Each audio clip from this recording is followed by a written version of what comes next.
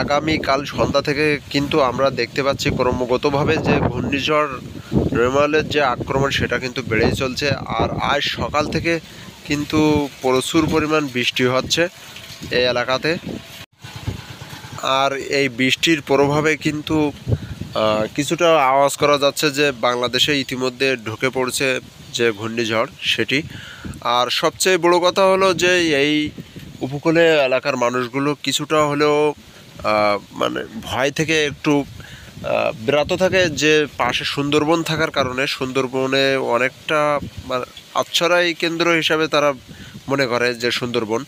আর তারপরেও আমাদের যে সাইক্লোন সেন্টার আছে সে সকল জায়গাতে কিন্তু এখনও পর্যন্ত আমাদের যে এলাকার মানুষ আছে তারা কিন্তু এখনও ঘর বাড়ি ছেড়ে কিন্তু যায় নেই। আপনারা দেখেন যে এখানে একজন বৃদ্ধ এখনও পর্যন্ত নৌকা চালাচ্ছে।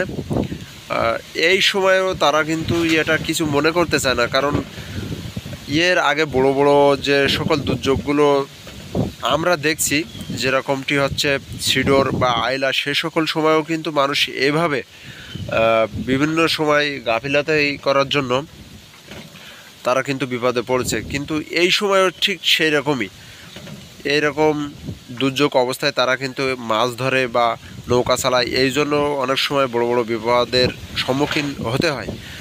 যেরকমটি আপনারা দেখছেন যে এখানে বৃদ্ধ আছে নৌকা নিয়ে, আবার দেখেন যে মাছ ধরার জন্য জালও পেতে রাখছে, কোথাও কোথাও নদীতে নৌকা আছে, এরকম অবস্থা করে রাখছে।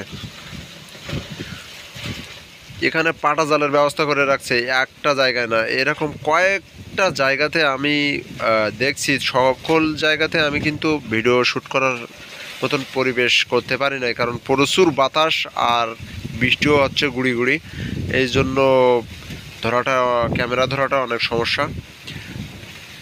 তো মেন কথা হচ্ছে এরকম দুর্যোগের সাথে থাকতে থাকতে তারা কিন্তু অনেকেই মনে করে যে দুর্যোগটা এরকম দুর্যোগ কোনো কিছু না, কিন্তু এই রকম অবস্থায়, এইরকম সংকেত অবস্থায় বা পানি বৃদ্ধি হওয়ার মতো আশঙ্কা যে মানুষের মনে একটা ভয় ভীতি সৃষ্টি করে, সেটা কিন্তু এই উপকূলবাসী সেরকমটা মনে করে না।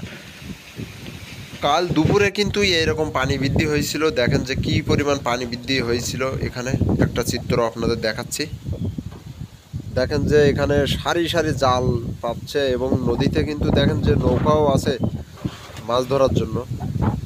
তো এই হলো আজকে সকালের আপডেট। তো সাথে থাকুন, পরবর্তীতে বৃহৎ কিছু হলে আমি আপনাদের আমার এই ভিডিওর মাধ্যম দিয়ে আমি আপনাদের জানানোর চেষ্টা করব। সবাই ভালো থাকেন, আল্লাহ হাফেজ।